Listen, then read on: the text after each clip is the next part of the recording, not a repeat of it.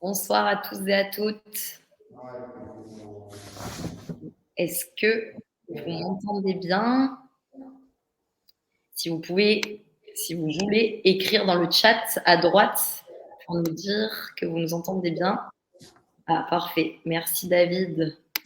Merci, bienvenue à tous. Merci de vous être inscrits et connectés pour le live meeting ce soir de Biscornu, donc avec son fondateur et président Olivier, que je laisserai se présenter juste après. Donc voilà, n'hésitez pas à utiliser le chat à droite pour vous présenter. Je vais commencer par me présenter moi-même avant que tout le monde se connecte et nous rejoigne. Donc, je m'appelle Fanny Imbert, je travaille pour Lita.co, qui est la plateforme d'investissement sur laquelle Biscornu réalise sa levée de fonds citoyenne en ce moment. Rapidement, pour celles et ceux qui ne nous connaissent pas encore, Lita.co, on est une plateforme d'investissement. On permet à des particuliers et à des professionnels d'investir, que ce soit en dette ou en capital, dans des entreprises, des coopératives, des associations qui ont été sélectionnées sur des critères de performance économique et financière, mais aussi et surtout sur des critères d'impact social, sociétal et environnemental. Dans le cadre de notre activité, on organise justement des échanges entre les investisseurs et les entreprises en levée de fonds pour permettre ce moment privilégié où les entrepreneurs présentent leurs projets et où vous pouvez poser toutes vos questions. Pardon, je ferme ma fenêtre. Du coup, ce soir, on a avec nous Olivier, donc le fondateur de Biscornu. Merci Olivier déjà de vous être rendu disponible. Le format de ce live meeting va être décomposé en plusieurs temps. D'abord, Olivier va nous présenter l'activité de Biscornu et la levée de fonds en cours. Et il y aura ensuite une session de questions-réponses. Donc, n'hésitez pas dès maintenant à poser vos questions dans l'onglet dédié, juste à gauche de l'onglet chat. L'outil Livestorm permet aussi de faire monter des personnes sur scène. Donc, si jamais vous souhaitez venir poser votre question en direct, ce sera avec plaisir. Je vous inviterai à monter sur scène. Voilà, donc je vais laisser la parole à Olivier pour se présenter et débuter cet événement. Bonjour à tous, merci d'être présents pour l'introduction au projet Biscornu. Donc, je suis Olivier, fondateur de deux structures, Affûté, qui est une association pour former des enfants porteurs de handicap à partir de 14 ans à un métier, et Biscornu, qui est l'entreprise adaptée qui sollicite votre investissement pour créer un laboratoire, et c'est ce qu'on va voir aujourd'hui. Alors, je vais faire défiler les slides et je vais les commenter en même temps pour que je vous introduise le projet. Je vous explique un peu le contexte et qu'on arrive enfin au but de cette levée de fonds. Donc, la phrase de ce slide-là résume à elle seule l'intégralité du projet. Ensemble, nous avons les moyens de transformer l'exclusion en excellence. Alors, on va parler d'exclusion au sens large, mais là, et en particulier aussi de nos enfants porteurs de handicap. Et en excellence, c'est une excellence collective qu'on va viser, celle qui permet à chacun d'exister, à chacun d'être présent dans notre société. Et c'est un projet de société, donc ça se fait ensemble. Donc tout ce projet est né de mon fils, que vous voyez sur l'image. Mon fils aîné, Alexandre, qui est autiste sévère. Et Alexandre ne sait pas parler, il ne sait pas lire et pas écrire. Et à la fin du primaire, donc il était dans une classe Ulysse qui accueille des enfants porteurs de handicap. Et donc à la fin de cette classe de primaire, il n'avait plus de suite à l'école, et on peut le comprendre en tant que parent. Mais en revanche, ça faisait aussi 10 ans qu'on était en liste d'attente pour avoir une place pour lui dans un IME ou une structure qui puisse accueillir un enfant porteur de handicap. Et chaque année, pendant ces 10 ans, on nous a répondu qu'il n'y avait pas suffisamment de place et qu'on était en liste d'attente, sans nous préciser non plus à quel endroit de la liste on était. Donc, notre enfant s'est retrouvé du jour au lendemain à la maison, donc quand il avait 14 ans. Et à ses 14 ans, il a plus de fréquentation d'autres enfants. Et c'était un petit peu un contexte de mort sociale, puisqu'il n'y avait aucune autre activité qui lui était proposée. La situation a commencé à se dégrader à ce moment-là pour lui. puisque cette non-activité a fait qu'il a commencé à regarder des vidéos de suicide. Et donc, pour moi, c'était un indicateur suffisamment fort. Il a beau ne pas parler, lire ou écrire, le fait qu'il regarde ça en boucle, était un signal très fort qu'il fallait qu'on passe un peu à une solution. Et donc, j'ai quitté un groupe industriel dans lequel je travaillais, qui faisait de la transformation d'aluminium pour faire des avions. Donc, vous voyez, rien à voir avec ce projet-là. Et donc, j'ai quitté ce groupe-là pour créer une structure qui permette d'envisager un avenir pour lui, mais aussi pour tous ses enfants porteurs de handicap. Le constat, en fait, c'est qu'on est nombreux, comme famille, à avoir nos enfants qui sortent du sentier scolaire pour leurs différences. Le handicap concerne 1 Français sur 6, c'est-à-dire 12 millions de Français. Et puis, il y en a 80% qui n'ont pas de handicap visible. Ça veut dire que ça ne se verra pas. On les côtoie sans pour autant qu'on le sache. Et c'est le cas notamment du handicap mental, du handicap cognitif. Parmi ce handicap mental et cognitif, on a l'autisme, on a la trisomie. Et donc, sur cet ensemble-là, on a plus de 700 000 personnes. Donc, il est estimé aujourd'hui en France, parce qu'il n'y a pas de recensement exact, mais il est estimé à 1% de la population française qui est porteur de troubles du spectre autistique, ce qui fait 700 000 à peu près personnes. Et puis, on va avoir 200 à 300 000 personnes porteuses de trisomie. Donc, ça fait 1 million de personnes au total. Et dans ce million de personnes, on a 95% qui n'ont pas d'emploi. Donc, ça veut dire qu'on a une exclusion là qui est quand même assez nette, assez claire. Notre société n'est pas faite aujourd'hui pour accueillir ces jeunes-là. Donc, le projet, vous voyez, consiste à transformer cette exclusion en excellence collective. Et donc, j'ai créé 2 structures. La première, c'est Affûté, c'est une association qui veut dire Association pour la formation universelle aux tâches élémentaires, l'acronyme étant Affûté. Et cet acronyme-là exprime exactement ce qu'on veut faire avec cette association, c'est-à-dire affûter les compétences de nos enfants. La deuxième structure, c'est une fois qu'on leur a donné les moyens d'apprendre un métier, eh bien, on va les emmener dans un métier et on va les faire rayonner par la production et le service de produits d'excellence, des produits d'exception.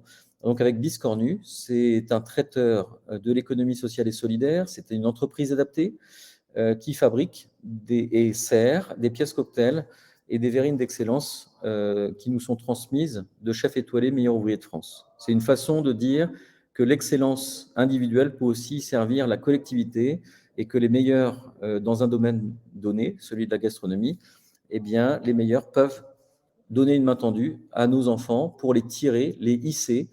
Et cet ensemble collectif va permettre de créer de la valeur et de l'excellence collective. Chacun aura un rôle à jouer. Le constat un peu plus profondément, pour expliquer la démarche, c'est qu'il n'y a pas de méthode d'apprentissage aujourd'hui en France adaptée à tout type de handicap. Également, il y a une peur et une méconnaissance du handicap parce qu'il y a peu de sensibilisation et particulièrement au sein de nos entreprises, il y a très peu de mise en situation. Et enfin, le troisième point, c'est qu'il n'y a pas vraiment de coordination entre d'un côté les entreprises et leur métier, les tâches qu'elles ont à faire, et puis les spécialistes du handicap qui accueillent nos enfants. Donc ces 3 points font qu'aujourd'hui, on a 2 populations qui sont distinctes, cloisonnées, malheureusement, un peu trop cloisonnées, les entreprises d'un côté et les porteurs de handicap de l'autre. Donc la conséquence, c'est que les tâches et les capacités de nos enfants ne permettent pas précisément de s'ajuster pour voir quelles sont les opérations qu'ils pourraient réaliser au sein même de notre société. Donc Affûté est la première brique de l'équation et on va essayer de répondre à cette problématique en créant une méthode. On a baptisé cette méthode la méthode des FUT, des fiches universelles de tâches élémentaires, dans lesquelles tout simplement on va représenter la succession d'étapes par des dessins. Donc on paye des illustrateurs qui vont exprimer l'enchaînement d'opérations pas à pas de façon la plus précise possible pour que nos enfants qui ne savent pas lire, qui ne savent pas écrire et qui ne savent pas parler puissent comprendre uniquement avec cette indication visuelle ce qu'on attend d'eux. Alors on prendra tout le programme de cuisine par exemple, et on peut appliquer cette méthode-là dans tous les métiers qui ont des tâches élémentaires, c'est-à-dire pour nous, des tâches qui ne nécessitent pas de mots et qui ne nécessitent pas de chiffres pour être exprimées de façon visuelle. Le modèle économique également, pour casser la méconnaissance du handicap et la peur du handicap, eh bien, c'est de placer les formations au cœur même des entreprises. Donc, nous avons beaucoup de contacts avec des grandes entreprises et nous leur proposons de participer à notre projet d'inclusion en jouant un rôle sociétal comme elles ne l'ont pas joué jusqu'à présent, non pas en donnant de l'argent, non pas en payant, mais en accueillant tout simplement nos enfants dans leurs entreprises, dans leurs locaux.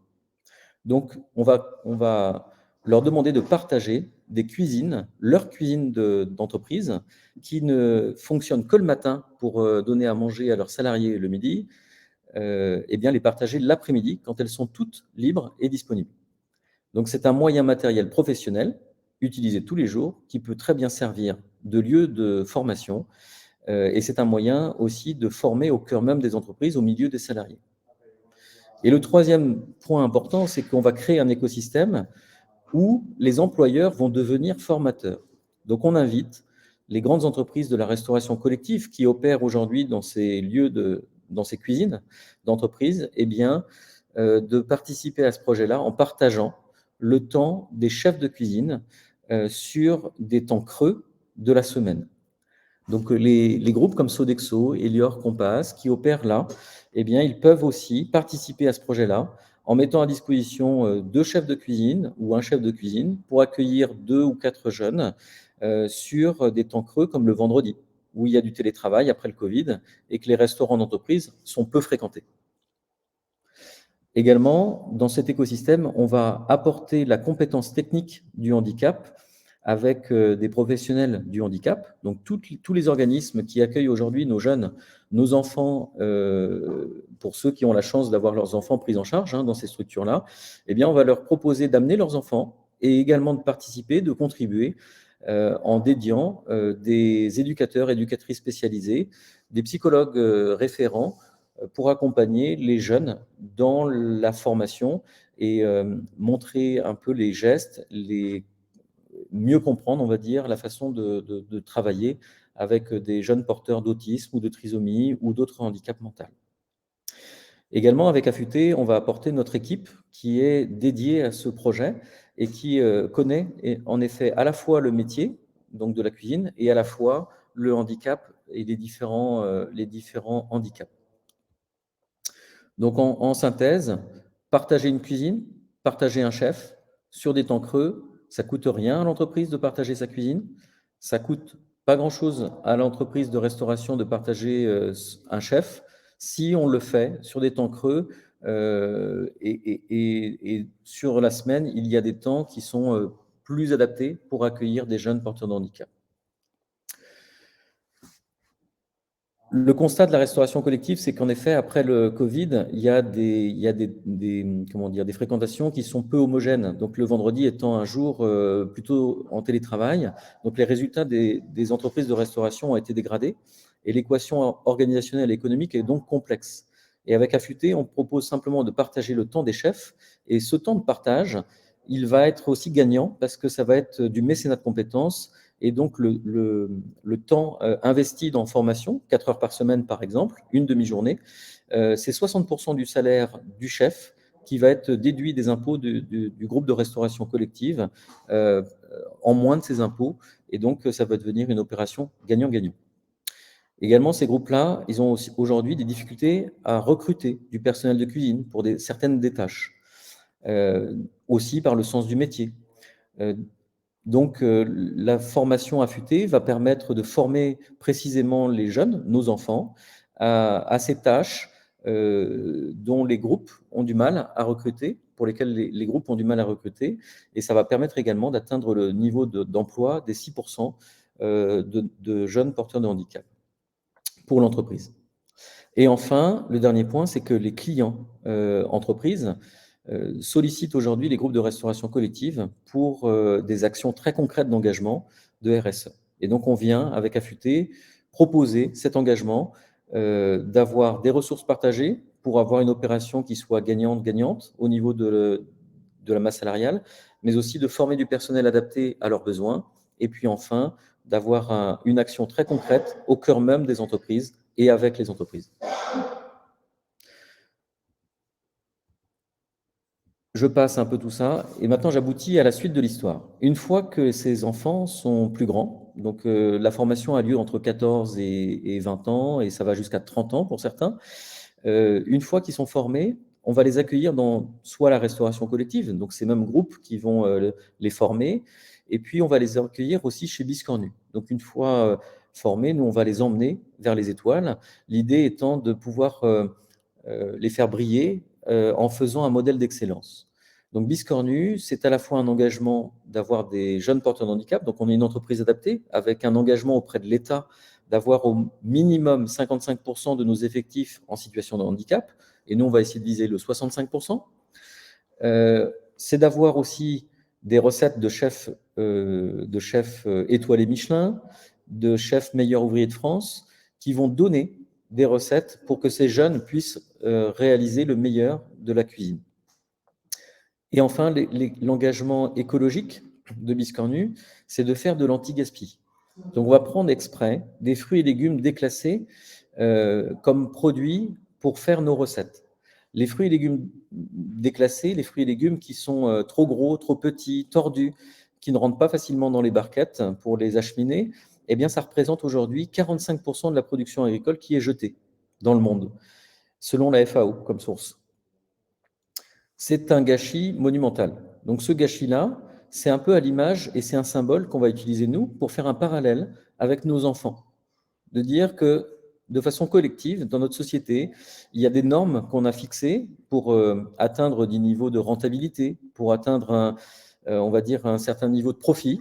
Eh bien, ces considérations uniquement concentrées sur le profit vont exclure certaines choses.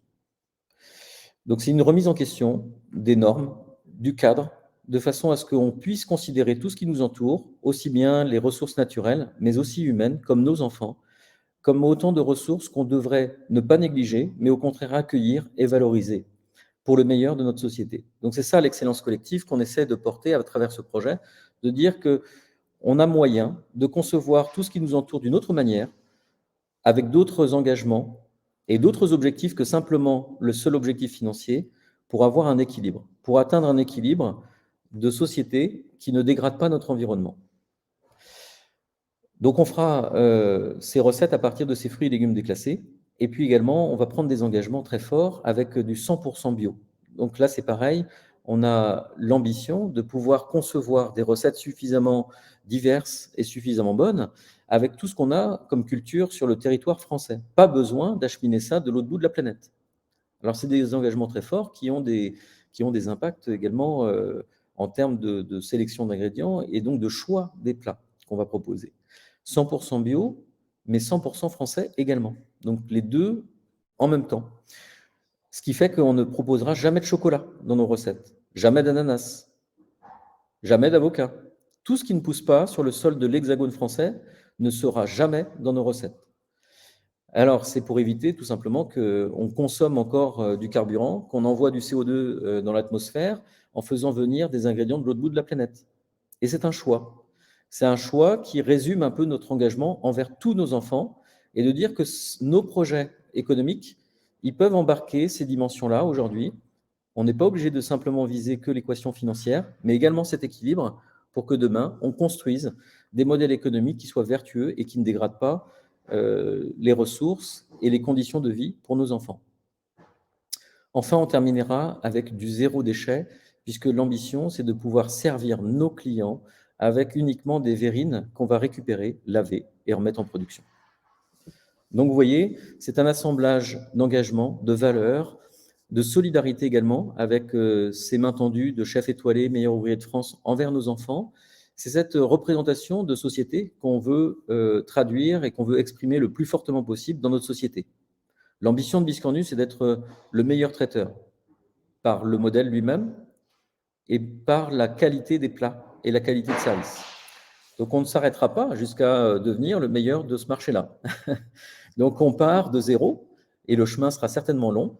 Mais cette ambition-là, elle vaut le coup parce que derrière, c'est un effet d'entraînement qu'on souhaite inciter chez tous nos confrères du domaine de la restauration. Et donc, partir de zéro, comme moi, en disant « je n'y connais rien Ma seule ambition, c'est que nos enfants aient un jour une place dans notre société. Eh bien, la traduction concrète avec Biscornu, c'est de dire, regardez, même en partant de zéro, même sans rien y connaître, sans argent, eh bien, on peut construire des modèles qui, derrière, placent nos enfants à faire le meilleur de notre société. L'effet d'entraînement voulu, c'est que les autres confrères de la restauration puissent aussi se dire que si eux sont là depuis des décennies à faire ce métier-là, ils sont encore plus capables que moi d'accueillir nos enfants chez eux. Et donc, on va les aider dans cette voie-là avec une méthode, une organisation. Pour maximiser l'emploi des personnes en situation de handicap, l'objet, ce n'est pas de prendre uniquement les handicaps légers, ceux qui sont les plus faciles à mettre dans nos sociétés. L'ambition, c'est de prendre tous ceux qui n'ont pas de place aujourd'hui. Donc, on va accueillir chez Biscornu des gens comme mon enfant qui ne savent pas parler, pas lire et pas écrire. Et pour ça, on va utiliser la méthode des FUT, celle qu'on a décrite juste avant, et on va aussi adapter toute l'organisation de travail pour pouvoir accueillir ces différents profils et ces différents niveaux d'autonomie. Donc, l'organisation, elle va tourner autour de modèles économiques qui sont réglés un petit peu comme du papier à musique pour atteindre de l'excellence, mais en la décomposant au plus fin niveau de tâches élémentaires. Donc, on va avoir des brigades qui vont s'occuper uniquement de l'épluchage, d'autres qui vont avoir la cuisson à travailler, d'autres uniquement l'étiquetage, ou d'autres encore qui vont faire la mise en fourreau et l'expédition. On va saucissonner, décomposer les différentes tâches de notre métier pour que ça corresponde, chaque tâche puisse correspondre à une personne. L'ambition pour mon fils, c'est que dans quelques temps, il puisse être capable de travailler 2 heures par jour à faire de l'épluchage des carottes et des fruits et légumes. S'il est capable de faire 2 heures par jour de l'épluchage, j'ai gagné mon pari. Ça veut dire que tous nos enfants seront capables d'avoir un petit rôle à jouer. Même petit, même à temps partiel, 2 heures par jour, c'est déjà un objectif de se lever le matin. C'est une place dans notre société, c'est la création de valeur ajoutée et c'est un poids en moins pour notre société.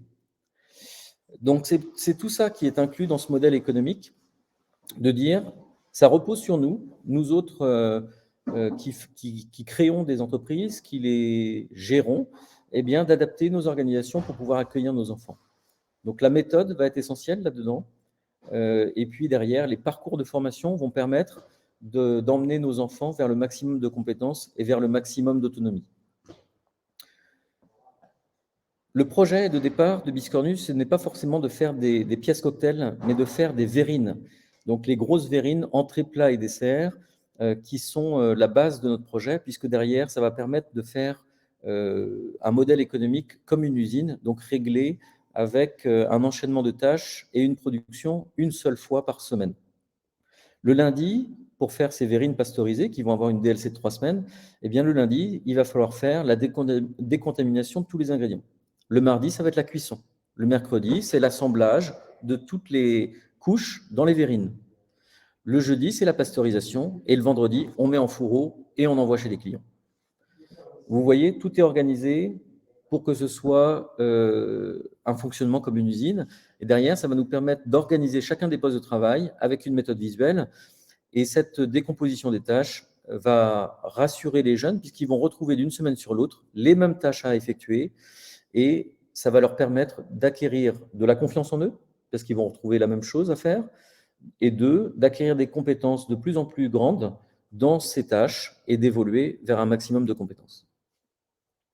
L'objectif, c'est qu'on atteigne 40 travailleurs en situation de handicap dans ce laboratoire d'ici 2025. Alors, pour faire ça, il faut qu'on soit organisé avec une équipe pluridisciplinaire. Donc, aujourd'hui, vous avez des chefs de cuisine qui viennent de la gastronomie française. Donc, Jean-Marie, que vous voyez en haut, est un chef de cuisine qui a été dans des restaurants 2 étoiles Michelin. Qui a créé son propre restaurant gastronomique, qui a aussi ouvert un restaurant au Qatar, le Train Bleu, qui était aussi dans la restauration un peu haut de gamme. Donc Jean-Marie, il veut maintenant dédier sa compétence, son expérience, à emmener ces jeunes porteurs de handicap dans son amour du métier et dans l'acquisition de compétences. Donc le partage est essentiel. Et donc, nos chefs de cuisine comme Jean-Marie et Antoine, qui était chef du restaurant dans le noir, aussi qui travaillait avec des jeunes, enfin des personnes aveugles, eh bien lui aussi, il veut donner, transmettre son savoir-faire, cet amour de la cuisine auprès des jeunes porteurs de handicap. Donc, c'est des gens qui n'ont plus simplement comme seule volonté de faire le métier pour l'excellence du métier, uniquement réaliser de l'exceptionnel dans les assiettes, mais bien de faire de l'exceptionnel ensemble et de le transmettre.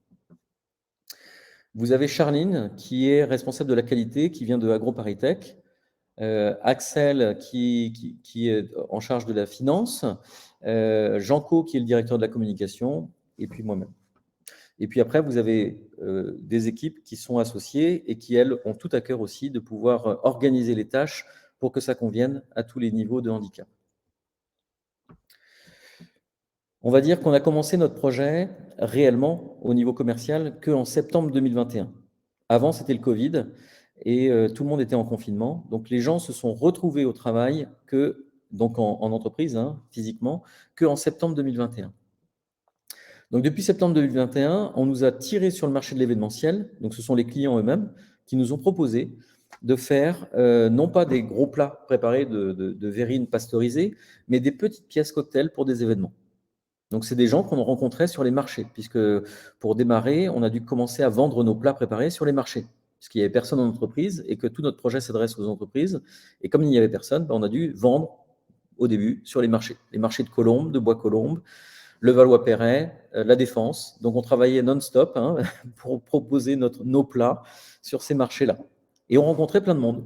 Et donc, les plein de monde qu'on rencontrait sur les marchés, c'était des cadres d'entreprises et parfois de grandes entreprises. Et même, je dirais, souvent de grandes entreprises. Et une fois que ces gens sont revenus en entreprise, ils ont dit, bah, tiens, ce serait peut-être pas mal de faire travailler Biscornu. Et on a été contactés comme ça dès la fin août par pas mal d'entreprises qui nous ont demandé de faire du cocktail événementiel. Non pas des verrines pasteurisées, mais alors certaines en demandaient, mais surtout du cocktail événementiel. Ça a commencé avec Le Monde qui nous a demandé de faire son inauguration, qui nous a proposé de faire l'inauguration du nouveau siège social. Et donc, au début, on était assez réticents parce que ce n'était pas tout à fait le projet, hein, comme je vous l'ai expliqué. Et puis, en fait, les chefs ont dit qu'ils pouvaient certainement réaliser ça en petites verrines et donc faire des pièces cocktails. Et de là, eh bien, tout s'est enchaîné puisqu'on a commencé avec un premier cocktail de 700 personnes avec le groupe de presse Le Monde. Et puis, on a enchaîné aussi avec Orange qui nous a fait travailler.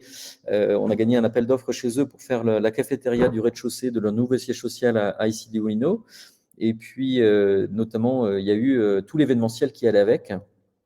Et donc, on a eu matin, midi et soir à faire de l'événementiel.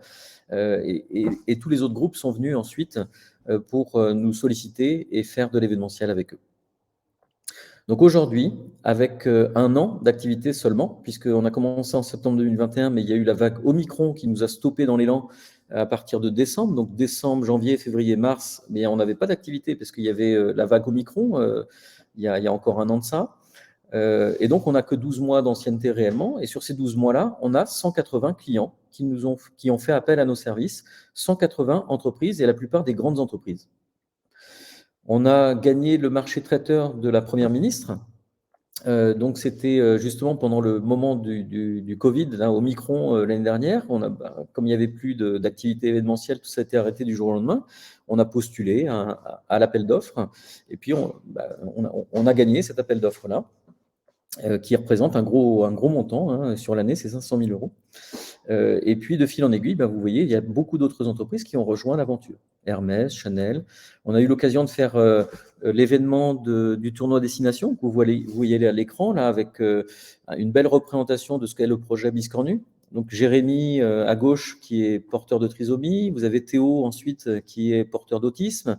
Et vous avez Abdelak, dans le fond, qui, lui, est sourd-muet. Et là, c'est une excellente représentation du fait qu'on puisse tous travailler ensemble, quelles que soient nos différences. Ce n'est pas un sujet, puisqu'on va tous travailler d'une manière qui convient à chacun d'entre nous. Donc, on va avoir, pour Abdelak qui est sourd-muet, on va avoir des codes visuels, on va avoir une étiquette également pour le présenter auprès des salariés, des clients. Comme ça, ils sauront qu'il est sourd et muet. Là, c'est donc un événement qui était de 350 personnes au Stade de France. C'était lors du tournoi Destination, le match France-Angleterre. Donc, je vous laisse imaginer la joie de nos jeunes porteurs de handicap quand ils étaient en train d'entendre la Marseillaise chantée par 40 000 personnes là, dans le Stade de France. C'était extraordinaire. On a eu l'occasion aussi de faire le meeting international d'athlétisme à Charletti. Donc ça, c'était 450 personnes pour cet événement-là. On a réalisé pour la Française des Jeux l'arrivée du Tour de France sur les Champs-Élysées. Donc de beaux événements, on a eu l'occasion de faire aux Invalides des prestations, sur le premier étage de la Tour Eiffel également. Tout ça pour vous dire que l'activité s'est enchaînée tant et si bien que là, on a débordé. Ça veut dire qu'on a débordé dès le départ. Hein. On est passé de zéro quasiment à septembre 2021, c'était déjà à 100 000 euros. De zéro, enfin quasiment à zéro, hein, à 100 000 euros. Et puis tous les mois d'après, ça a été au maximum. Ça veut dire qu'on travaillait le week-end, des fois la nuit. Donc l'activité débordait littéralement. Donc déjà, on a fait une demande d'emprunt auprès de la Caisse d'épargne, qui est notre banque, hein, dès le début, hein, dès octobre ou novembre 2021, parce qu'on a vu que ça tirait très très fort dès le départ. Donc moi, j'avais sollicité un emprunt de 300 000 euros pour poursuivre le développement et commencer à concevoir un peu la suite de l'aventure. Et puis est venue la vague Omicron, heureusement qu'il y avait l'emprunt pour financer la temporisation de ces 4 mois d'arrêt d'activité événementielle. Et puis dès que ça est reparti derrière, dès qu'on a pu refaire des événements, alors là c'est reparti au niveau des 100 000, hein, 120 000, 130 000 euros par mois. Donc toujours au maximum, et on refusait et on refuse encore des événements puisqu'on a plus de demandes que ce qu'on est capable de faire. D'où la levée de fonds d'aujourd'hui et le fait qu'on fasse appel à vos, on va dire, à votre investissement pour financer, porter avec nous ce projet d'inclusion, de dire que vous êtes partie prenante de ce projet-là pour inclure tous nos enfants, quelles que soient les différences, pour aussi œuvrer à la conception, la construction et le développement d'un modèle économique qui soit un peu novateur, qui permette de conjuguer un peu un environnement qu'il ne faut pas dégrader, et puis le meilleur de ce qu'on est capable de faire ensemble. Donc les meilleures recettes, mais aussi un modèle économique d'excellence. Tout ça, ça repose sur le fait que chacun d'entre vous, que ce soit vous clients, que ce soit vous investisseurs, que ce soit vous partenaires, vous puissiez participer avec nous à nos côtés pour porter cet engagement-là. Il arrive qu'on soit sur des prestations avec un niveau d'exigence très élevé.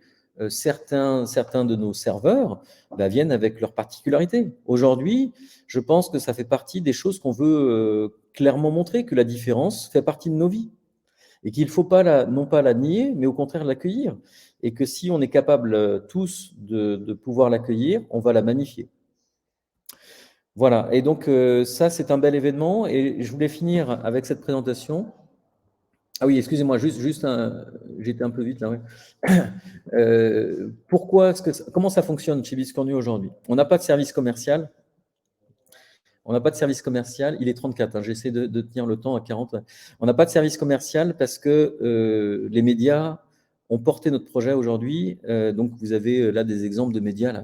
Donc, Le Monde qui nous a fait l'honneur d'avoir 2 pages dans une édition de novembre au moment de la semaine du handicap. On a Le Figaro qui a fait un article sur nous, La Croix, Les Échos, et puis la télé. Donc France 5, on a eu un reportage, 5 sessions de 5 minutes pendant la semaine du handicap cette année. France 2 avec Télématin, France Info, LCI, BFM, et puis des radios également. Et on ne les note pas tous, parce que sinon ça prendrait plus que la page. Et puis on va passer prochainement dans le 7 à 8, dans l'émission 7 à 8 sur TF1, puisqu'il y a eu un reportage qui a été tourné il y a déjà 1 mois ou 2 mois, et ça devrait être diffusé dans les jours qui vont venir, là, un des dimanches à venir, sur l'émission 7 à 8, donc une demi-heure de reportage sur le projet Affûté Biscornu, et qui devrait toucher, selon les journalistes, 6 millions de spectateurs. Donc c'est ce qui permet à chaque fois de dire, participez à notre projet, envoyez-nous vos enfants déjà, envoyez-nous vos enfants, quelle que soit leur situation. Notre challenge à nous, c'est justement de leur donner un boulot. Donc allez-y, n'hésitez pas, n'hésitez jamais, envoyez-nous vos enfants. Et derrière, on espère que chacun prendra son bout du bâton pour porter avec nous cette ambition, ce challenge, de leur donner une place dans votre société et dans notre société. Donc, c'est pour ça que je vous explique qu'il n'y a pas de service commercial parce que tout simplement, jusqu'à présent, c'était que des appels entrants, enfin, des emails entrants, des appels entrants qui ont fait qu'on a été tout de suite happé par la demande.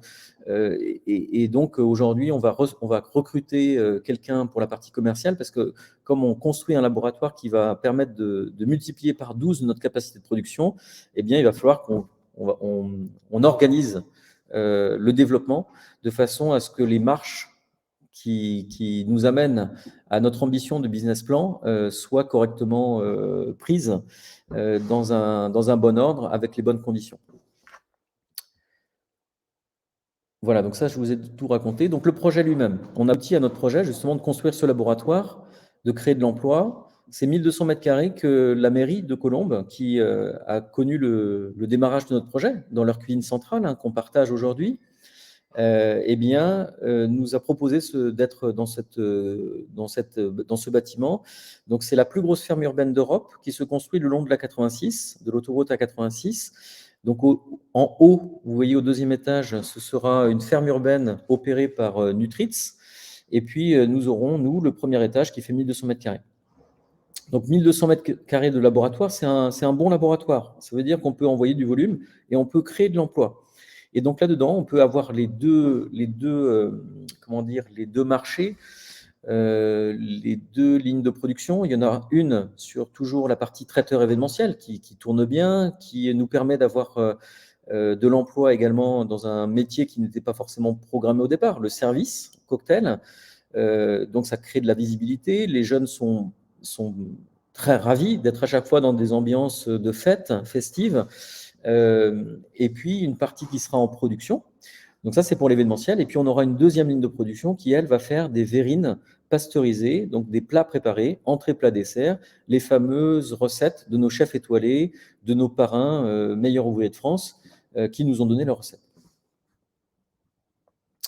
Donc 1,5 million recherchés au total, dont 1 million en capital. 1 million en capital. Il y a INCO, donc c'est un fonds d'investissement à impact qui est à nos côtés pour cette levée de fonds.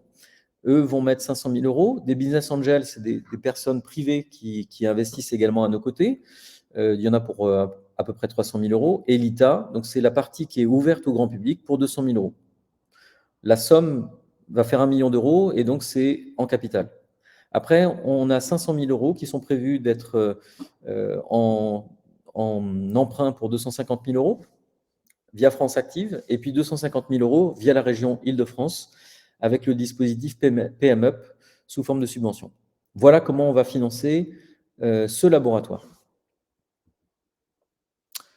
Donc le passage à l'échelle, c'est également pour atteindre cette ambition d'atteindre les 5 millions d'activités d'ici 2025. C'est à la fois loin et pas très loin. Mais aujourd'hui, on est bien sur un rythme d'1,5 million d'activités. Là, je vous dis, le maximum qu'on puisse faire, c'est dans les 120 150 000 euros par mois. Donc, c'est 1,5 million à l'année. On n'a pas connu une année pleine, puisqu'il y avait 4 mois d'activité à l'arrêt l'année dernière. Donc, ça va être la première réellement année, ça va être cette année. Donc, 1,5 million. Et puis après, avec le laboratoire, on ouvre simplement les vannes, qu'on est obligé de fermer aujourd'hui parce qu'on n'est pas capable de faire plus. Mais dès lors qu'on ouvre les vannes, on a pas mal de partenariats qui sont déjà bien engagés avec des grands groupes pour lancer les chevaux et atteindre ces niveaux qui sont indiqués sur le business plan. Alors, une bonne nouvelle pour expliquer pourquoi est-ce qu'on va atteindre 1,5 million, enfin 3,6 millions plutôt, et ainsi de suite, c'est qu'au passage, en 2024, il y a les Jeux Olympiques. Et qu'aujourd'hui, juste il y a quelques minutes avant ce call-là, on a eu la chance d'être retenu, par exemple, pour les championnats du monde paralympiques de ce juillet 2023, par exemple. C'est une bonne mise en jambe, je dirais, pour les Jeux olympiques de l'année prochaine. Donc là, c'est un gros marché pour nous. Ça va représenter probablement plus de 200 000 euros sur ce seul événement, 200 000 euros sur un seul événement. Donc, c'est ce genre d'événement que nous, on souhaite réaliser dans l'avenir. Parce que c'est effectivement l'ambition du projet de dire on va créer ensemble de l'emploi. Un événement comme celui-là, c'est clairement beaucoup d'emplois. Donc, ça va se traduire à chaque fois. Pour chaque acteur qui va acheter chez Biscornu, on va le traduire sur les devis par le nombre d'emplois que ça représente. Donc voilà, on aura une traduction systématique du nombre d'emplois créés pour chaque personne qui va faire des contrats avec nous. Donc ce sera chouette de créer de l'emploi ensemble. Voilà, donc l'objectif, maximiser l'emploi. Donc on vous met des chiffres financiers parce que c'est aussi un engagement. Vous êtes investisseur, vous attendez un rendement. Donc les rendements, ils sont censés être bons puisqu'on a un marché qui est quand même sur le haut de gamme. On vise express le haut de gamme, hein, c'est de l'excellence qu'on veut faire. On veut être les meilleurs de ce marché-là. On va donner tous les moyens possibles pour atteindre ce marché-là. Donc, on a des prix qui sont positionnés sur la fourchette haute. On a également un modèle économique qui nous permet aussi de réduire certains coûts.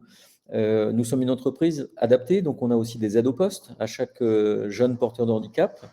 On a des fruits et légumes déclassés qui ne nous coûtent rien pour l'instant, grâce à notre engagement et notre partenariat avec des coopératives agricoles ou avec Biocoop.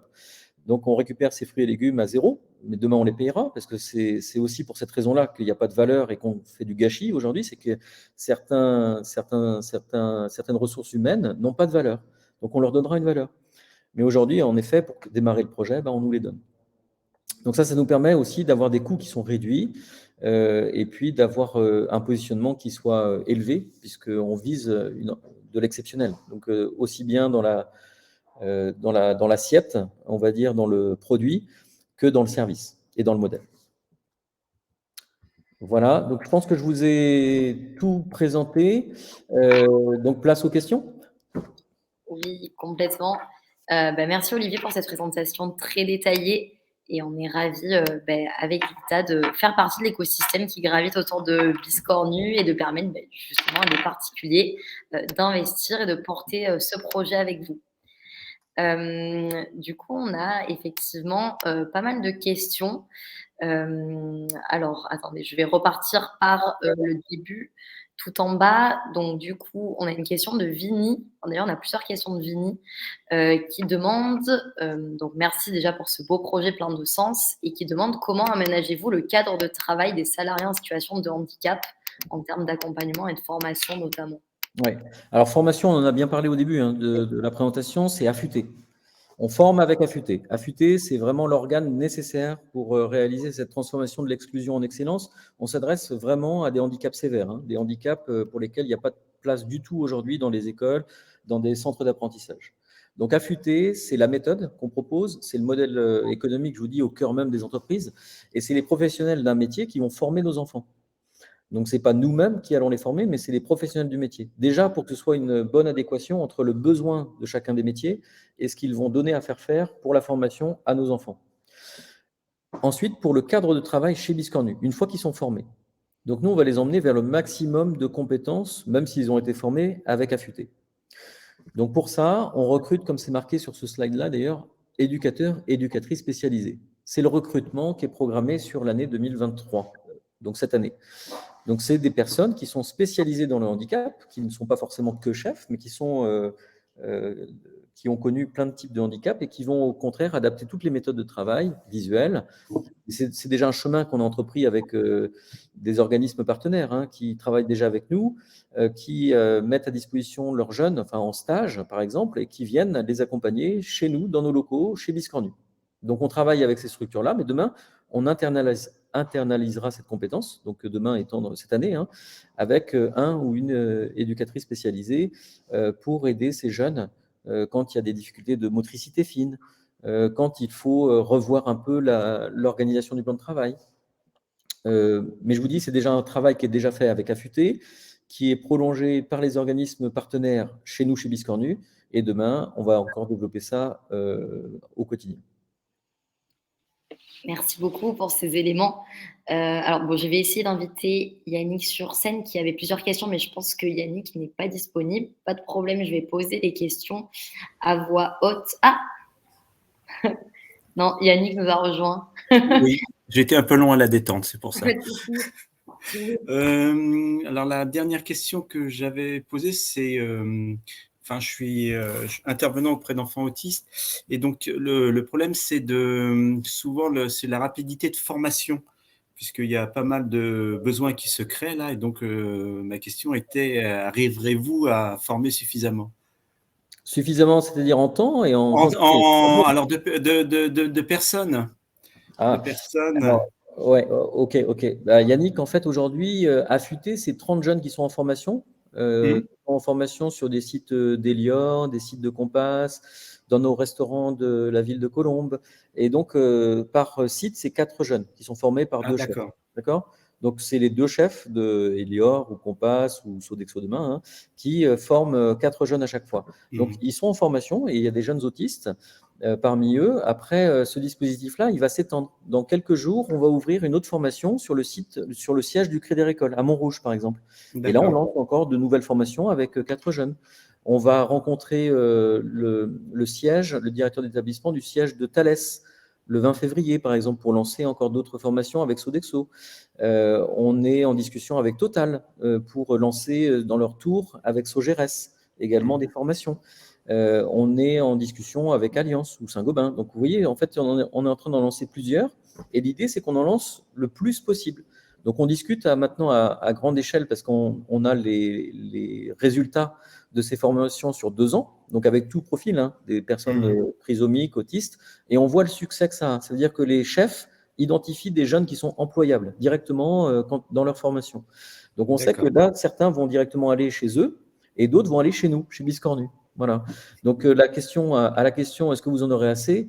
La réponse est affûtée, est censée faire un maximum d'impact dans quelques temps là. Dans D'accord. quelques semaines, je pense que ça va vraiment être énorme. Oui. Voilà. OK. Je ne sais pas si je peux poser ma deuxième question. La deuxième question, c'était je m'interrogeais sur les fournisseurs parce que donc qui doivent remplir pas mal de contraintes, je dirais. Et donc voilà, si vous aviez déjà tous ces fournisseurs. Oui, alors les fournisseurs, en effet, quand on fait du bio français, c'est pas simple, hein. Surtout quand Ben on a oui. des recettes de chefs étoilés qui disent, moi je veux de la noisette bio française. Je me rappelle les premières discussions avec certains groupes de restauration qui me disaient, mais non, mais tu n'y arriveras jamais, hein. Ça n'existe plus, ça. Ça n'existe plus le raisin sec ou la noisette bio française. Ben oui, oui, Elle oui. est délocalisée depuis des années en Afrique du Nord ou alors en Europe de l'Est. Mais en France, ça se fait plus, quoi. Et donc, en effet, quand on a commencé à faire les premières recettes que nous donnaient les chefs, on a mis des mois. Donc, je ne cache pas que le sourcing des ingrédients nous a pris 6 mois pour faire une carte complète des premières recettes. Donc, on a trouvé, à force de recherche, hein, donc le petit producteur de dés de brebis, parce qu'il y en a qui mettaient dans leurs recettes la feta. Mais nous, on fait du bio français, donc la feta, ça vient de Grèce, ça ne vient pas de France. Donc, il a fallu qu'on retrouve le dé de brebis français avec de la saumure, et on a trouvé ça au bout de 5 mois. C'était le plus compliqué. Mais c'est pareil, la noisette, on a trouvé, le raisin sec, on a trouvé. Donc, à force de persévérance, de motivation aussi de toutes les équipes, eh bien, on a trouvé. Donc, aujourd'hui, on a de quoi faire énormément de recettes, en fait, avec tous ces fournisseurs-là. Là où c'est plus dur, c'est sur la partie fruits et légumes déclassés. Ça veut dire que ceux-là, on les paye, ceux que j'ai donnés avant, hein. Et puis la partie qu'on ne paye pas. Cette partie-là, c'est plus dur à trouver l'intégralité des ingrédients. Parce que les déclassés, c'est un petit peu en fonction des productions, des aléas climatiques, des aléas divers et variés. Et donc, on ne se retrouve pas avec les mêmes produits d'une semaine sur l'autre. C'est pour ça qu'il faut une agilité de programme de production, et l'événementiel nous le permet. C'est pour ça qu'on va avoir des pièces cocktails qui vont permettre d'accueillir des ingrédients qui ne sont pas forcément dans des recettes pasteurisées, qui, elles, vont nous figer des recettes pour une saison. Donc, ça veut dire que sur une carte de verrine pasteurisée qui vont avoir 3 semaines de DLC, on va uniquement produire, nous, 3 entrées, 6 plats et 3 desserts sur une saison. Donc, on va faire du haut de gamme avec peu de quantité, enfin peu de références, mais de la qualité, très très bonne qualité, qu'on va servir en plateau repas et à des entreprises. Mais ça ne nous permettra pas de traiter la rhubarbe qui vient d'arriver en déclassé tout d'un coup. Par contre, l'événementiel, avec des pièces cocktails, elle va nous permettre de dire, bah, tiens, on va faire des pièces à la rhubarbe parce qu'on vient de recevoir un gros lot de rhubarbe et on va la transformer pour que ce soit des bonnes pièces cocktails avec la rhubarbe, par exemple. Donc, on va pouvoir jongler avec ces 2 bras, ces 2 marchés, ces 2 lignes de production pour justement accueillir le maximum de fruits et légumes déclassés chaque semaine. Merci en tout cas pour toutes ces réponses. Avec plaisir. Merci Yannick, je vous fais redescendre du plateau. Ensuite, alors une question une autre question de Vini qui demandait quels seront les avantages de la nouvelle cuisine dans laquelle vous allez aménager pour votre activité. Ben, évidemment, si ce n'est déjà la taille, la superficie, si vous voulez dire quelques mots.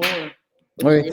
Alors, l'avantage, c'est tout simplement que là, on va pouvoir répondre à nos clients. Parce que pour l'instant, comme je l'expliquais, on est obligé de refuser pas mal de demandes. Et c'est triste parce qu'on pourrait créer de l'emploi. On pourrait créer beaucoup plus d'emplois que ce qu'on a déjà créé jusqu'à présent. Même si c'est déjà pas mal, hein. On a 39 salariés permanents aujourd'hui chez Biscornu. Et il y en a 55 qui interviennent en extra. Donc, ça veut dire qu'ils sont salariés ponctuels pour des prestations cocktail, événementielles, qu'on a formés pour le service cocktail. Donc, ça fait quand même déjà une bonne équipe de 94 personnes. Mais on pourrait en prendre plus si on avait plus de capacité. Et la capacité, c'est justement d'avoir nos propres locaux dans lesquels on pourra opérer matin et après-midi, et non seulement l'après-midi.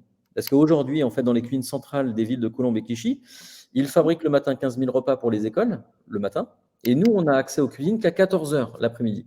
Donc de 14 heures à 19, 20 heures. Voilà. Et c'est pour ça que ça réduit notre capacité de production. Demain, la cuisine, 1200 mètres carrés, ça va nous permettre de travailler et le matin et l'après-midi. Donc, on va faire beaucoup plus d'emplois. L'autre avantage, c'est que cette cuisine, elle va être structurée, organisée exactement pour accueillir tous les profils de handicap. Donc, on va pouvoir mettre des fléchages, que du visuel, sur tous les postes de travail.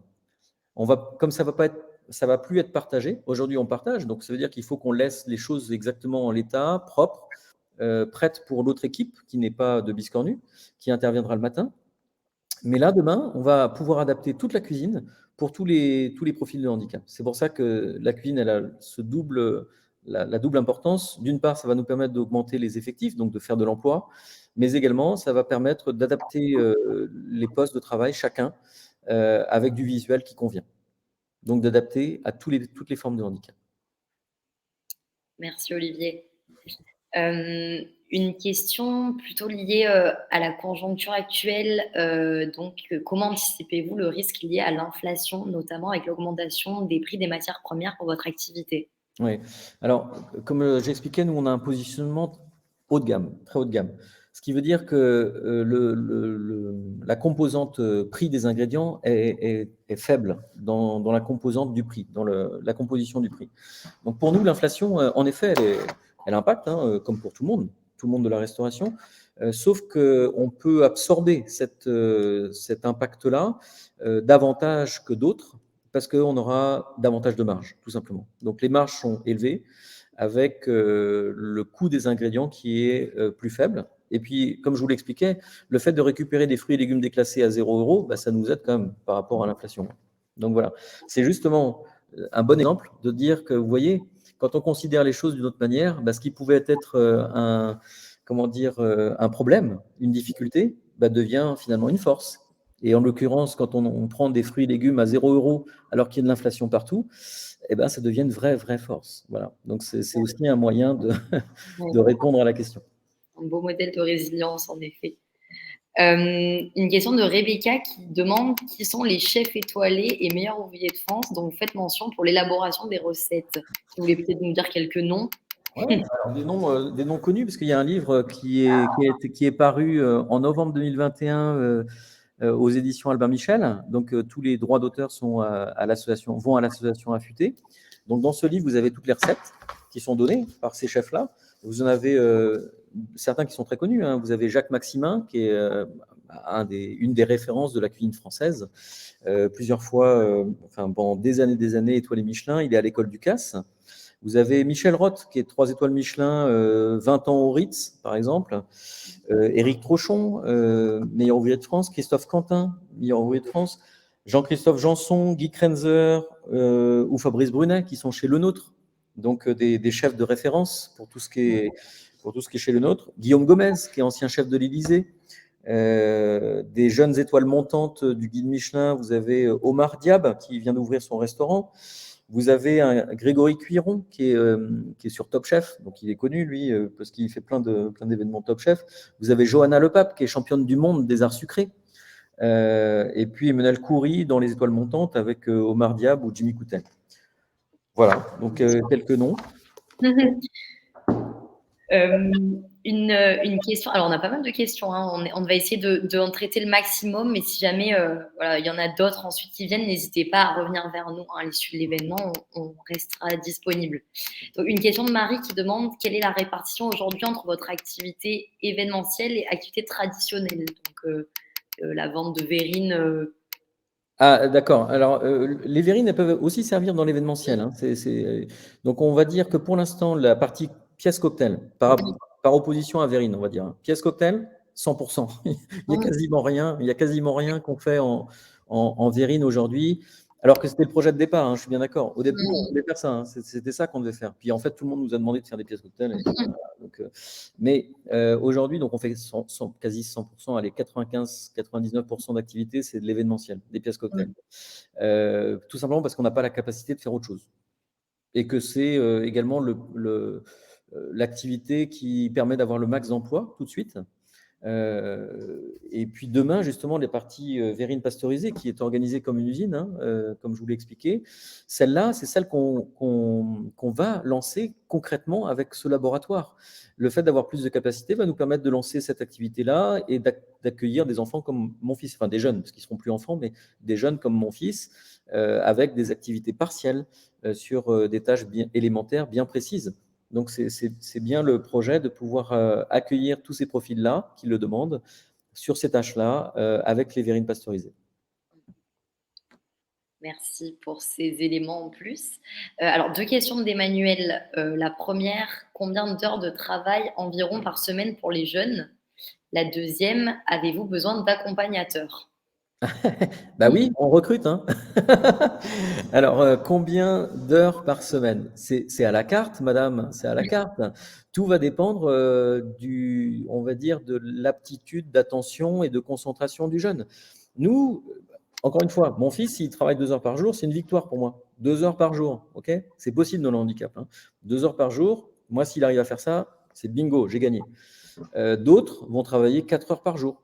Puis d'autres encore vont travailler 7 heures par jour. Il y en a qui vont arriver à faire ça.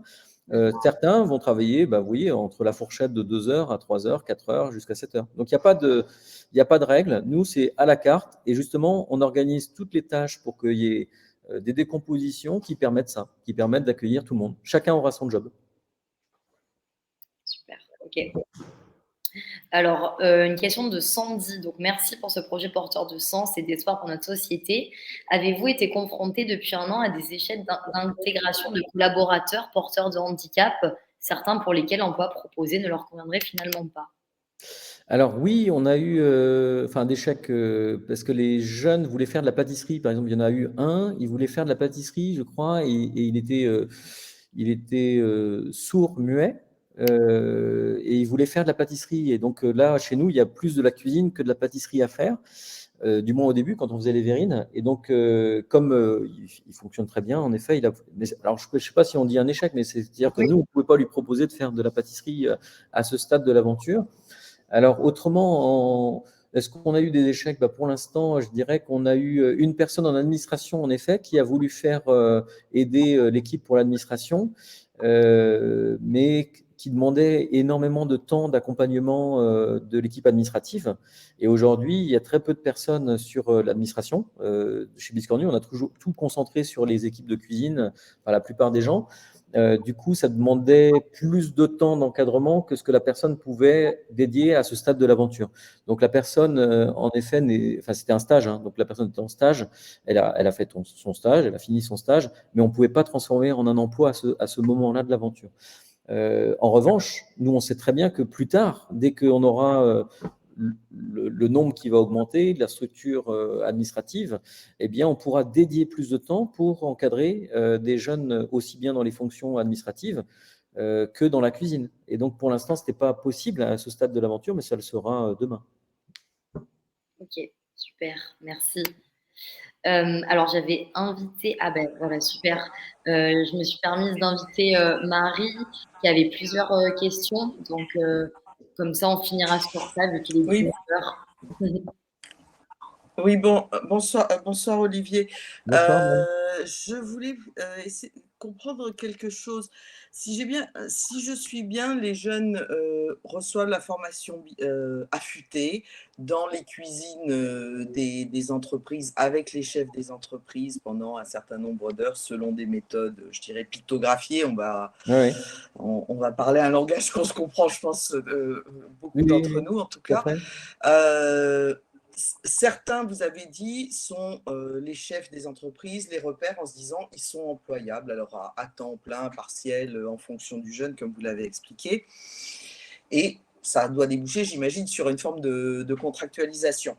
Oui. Est-ce qu'une fois qu'ils sont embauchés chez Alliance, Mazars, enfin je reprends les noms que j'ai pu voir ici et là, ils continuent d'avoir un accompagnement où c'est juste le chef qui les a formés, qui les garde Ouais. et qui s'assure que tout va bien sur la longueur, parce qu'il y a des fois un effet de fatigabilité et dans la journée et dans la durée aussi. Ouais, tout à fait. Alors, Ça, c'est le premier ouais. bout de la question. Et les autres, ceux qui en fait, vont travailler pour Biscornu, quelle forme de contrat c'est? Parce que ça ressemble, quelque part, ça me fait penser à un travail des AT, mais en libéral, quoi, si je peux dire. Je sais pas, parce que je connais pas trop Allô? les ESAT, mais en tout cas, nous, c'est du travail normal. Ouais. Sauf que c'est en contrat de CDI. Voilà, ils sont en CDI chez Biscornu et ils font le travail. D'accord, c'est des contrats Ouais. de droit commun. Oui, c'est un CDI D'accord. normal et ils travaillent normalement, quoi. Après, je connais pas les ESAT, donc je peux pas D'accord, vous mais dire comment c'est. c'est pas du, comment ça s'appelle, comment on appelle ça? Des gens qui sont appelés, par exemple, lorsqu'il y a un événement et qu'il faut, Non, je vous ai dit, il y a 39 salariés qu'il permanents. faut des mains et des bras. 39 salariés permanents. Pardon? Et il y a 39 salariés permanents. Et ces permanents, bah, ils Ok. sont là tous les jours. Ils ne sont pas là juste quand on a besoin, quoi. D'accord. Non, mais c'est pas des, comment on appelle ça, des volants, enfin Des extras. Des extras. Il y a des extras, voilà, chercher le terme. 55 personnes en extra, en D'accord. plus des 39 permanents. D'accord. 55 extras D'accord. qui ont été formés par Affûté au service cocktail et qui interviennent sur des prestations à la demande, en effet. Ceux-là, D'accord, en c'est presta, pour d'accord. les prestations. Mais il y en a 39 permanents chez Biscornu, dont la plupart sont en situation de handicap. Ok. Donc, c'est pour ça, l'idée, c'est de pouvoir maximiser D'accord. le nombre de CDI permanents de gens. Et dans le fonctionnement, c'est ce qu'on espère atteindre très rapidement, quoi. Le maximum, c'est-à-dire 70, Ok. pour être clair. Là, c'est 39 aujourd'hui, demain, c'est 70. Voilà, pour faire simple. Et puis, la première question, l'accompagnement dans l'emploi. Alors, l'accompagnement dans l'emploi, c'est le job d'affûté. Ouais. C'est le job d'affûté. Donc, affûté forme et accompagne dans l'emploi. On a eu le cas, D'accord. en fait, il y a un mois de ça, Novaxia c'est une foncière immobilière, nous a demandé de faire l'accueil de leur société. C'est même pas au programme, hein, je sais, ça n'a rien à voir avec la restauration, ça n'a rien à voir avec des verrines. L'accueil de la société, ok? Bon, bah, nous, on a dit, on prend, on fait, et on fait avec vous. Donc, on a mis en place les éléments qui structurent, qui organisent le poste de travail, des messages vocaux sur les gens qui appellent pour expliquer que ça va être quelqu'un qui est porteur de handicap qui va les recevoir, du visuel. Et donc, on a mis en place l'accompagnement permanent avec ces emplois-là. Donc, l'idée, c'est pas de lâcher dans la nature D'accord. les jeunes. L'idée, c'est Ok. bien justement d'avoir un accompagnement pérenne de façon à ce que derrière, ce soit du gagnant, quoi, on est sûr. Mais avant ça, avant même d'arriver à ce stade d'accompagnement qui fait qu'en effet, on va prendre le relevé de température, est-ce que ça se passe bien? Est-ce qu'il y a des correctifs à apporter? Est-ce qu'il y a de la méthode à apporter? Des choses comme ça. Il faut que chaque entreprise dimensionne correctement aussi son organisation et Oui, ses attentes. voilà, ses attentes. En fait, c'est ça. La clé de la réussite, je pense, elle repose aussi sur la façon de concevoir l'organisation du travail dans les entreprises. C'est-à-dire, aujourd'hui, on a des mécanismes où on dit, dans une organisation de cuisine, il faut X commis, il faut un second, il faut un chef. Le commis, il va avoir en charge telle et telle et telle et telle tâche.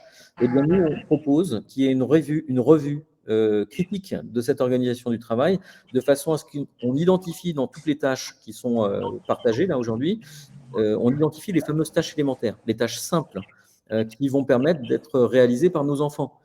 Et donc, l'ambition, c'est qu'on revoie la structure ou l'organisation d'une cuisine, mais pareil pour d'autres métiers, hein, l'hôtellerie, la distribution, de façon à ce qu'on isole des tâches simples et élémentaires qu'on va regrouper pour faire des temps partiels de 2 heures, 4 heures, 7 heures, ou des temps pleins, hein, 7 heures, pour nos enfants, d'accord? Constitués que de ces tâches simples, élémentaires. Et le reste va correspondre à des profils non porteurs de handicap, donc le reste des emplois.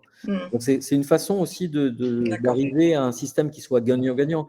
Il ne faut pas penser que nos enfants vont simplement s'inscrire comme ça dans l'entreprise si on ne la change pas un petit peu et un minimum. Donc, c'est pour ça qu'il faut quand même repenser, dans certains cas, l'organisation de travail pour accueillir au mieux nos enfants et qu'on les mette systématiquement dans des solutions gagnantes, dans des situations gagnantes. Ça n'empêchera pas qu'il faudra un accompagnement régulier sur le temps qu'il faudra. Donc, c'est peut-être 1 an, 2 ans, renouvelable en tout cas, de façon à ce que derrière, on fasse des points 1 fois par mois pour sonder la température du jeune, est-ce que ça va, et puis la température du côté de l'entreprise. Mais ça, c'est le job. Okay. Ouais. Super projet. Merci. Est-ce qu'il y avait d'autres questions? Je vois une question devant moi, là, c'est pourquoi faire appel aux citoyens pour lever des fonds? Tout simplement pour vous faire participer, chers amis. C'est parce que c'est un projet collectif, c'est un projet de société. Comme j'ai expliqué, c'est un projet qui, tout seul, on ne fait rien tout seul. Donc, il faut que chacun soit mobilisé. On ne peut pas faire ça en n'ayant que quelques personnes. Il faut qu'on touche le plus de monde possible pour que derrière, il y ait un effet de ruissellement et que chacun soit convaincu qu'il ait quelque chose à apporter. Donc, une manière d'arriver à cette fin-là, c'est de vous faire participer le plus de monde possible, que vous soyez partie prenante de cette opération-là, que vous en parliez dans vos entreprises, avec vos familles, avec vos amis, et que derrière, on incite à une réflexion sur justement être biscornu, qu'est-ce que ça signifie, de concevoir différemment les modèles d'entreprise, les organisations, mais également toutes les ressources qui nous entourent, et puis je dirais plus largement nos actes quotidiens, nos achats. Qu'est-ce qu'on va faire quel est l'impact de nos engagements, quel est l'impact de nos achats?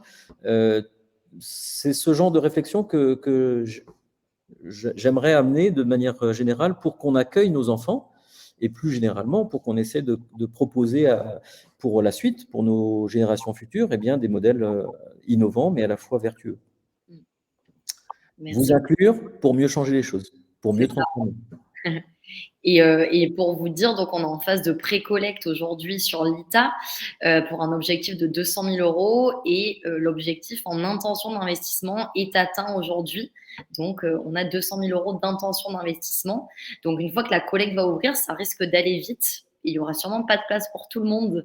Donc, il faudra être assez réactif. Voilà, visiblement, beaucoup de personnes veulent être investisseurs, actionnaires de Biscornu. Donc, si jamais vous n'avez pas encore enregistré d'intention, n'hésitez pas à le faire pour que vous soyez notifié du passage en collecte qui va arriver dans les prochains jours. Pour vous dire, donc c'est un investissement en action qui donne droit à une réduction d'impôt, donc 18% du montant investi en réduction sur votre impôt sur le revenu. Donc voilà, vous aurez un avantage fiscal sur cet investissement et potentiellement un avantage financier à terme. Voilà, le jour où vous sortirez potentiellement du capital. Si jamais vous avez des questions de manière plus globale sur l'investissement, voilà, sur les actions, que vous êtes novice de l'investissement, n'hésitez pas à nous faire appel aussi à l'ITA. Nous, on est là pour ça aussi. Vous pouvez prendre rendez-vous avec nous. Et puis, je vous invite aussi à vérifier que votre profil est bien complété avant d'investir, puisque voilà, vous serez bloqué si jamais le profil n'est pas finalisé. Donc, je vous invite aussi à aller voir ça. Donc, bon, je pense qu'on arrive au bout de l'événement. On a un petit peu dépassé. Peut-être juste, Olivier, on avait Patricia qui nous demandait s'il y avait un moyen de vous recontacter. Je ne sais pas, oui. Par téléphone, vous avez peut-être un mail de contact. Oui, alors de manière générale, il y a contact@biscornu.org. Maintenant, si vous avez des questions particulières pour moi, vous pouvez m'envoyer ça à olivier.tran@biscornu.org. Voilà, et je répondrai avec grand plaisir. Donc, n'hésitez pas. Et vous pouvez être aussi bénévole d'Affûté. Hein, donc, j'en profite pour faire un petit appel. Hein. Donc, Affûté a son modèle qui aussi doit s'essaimer dans d'autres métiers. Donc, n'hésitez pas à venir pour nous aider. On a besoin aussi de bénévoles de ce côté-là. Et voilà, cette mission-là, elle est très, très sympathique avec nos jeunes qui sont toujours plein de joie, plein de dynamisme. Donc, venez, n'hésitez pas à venir, sans engagement, hein, mais venez voir des formations. Eh bien, merci en tout cas, Olivier, pour votre participation à ce live meeting, d'avoir répondu aux questions. Si jamais, donc voilà, vous, participants, potentiels investisseurs, vous avez d'autres questions, n'hésitez pas à les adresser directement sur la fiche projet de Biscornu sur le site de l'ITA. Il y a un onglet questions-réponses, donc où on peut y répondre. Et puis, donc, restez connectés pour le passage en collecte futur. Et merci encore à tous pour vos questions, votre participation. Ben, merci à vous, on compte sur vous. Merci, Olivier. Soyez mobilisés à nos côtés. Voilà, Oui. merci, à très bientôt. Merci, à bientôt, bonne soirée à tous. Bonne soirée, au revoir. Au revoir.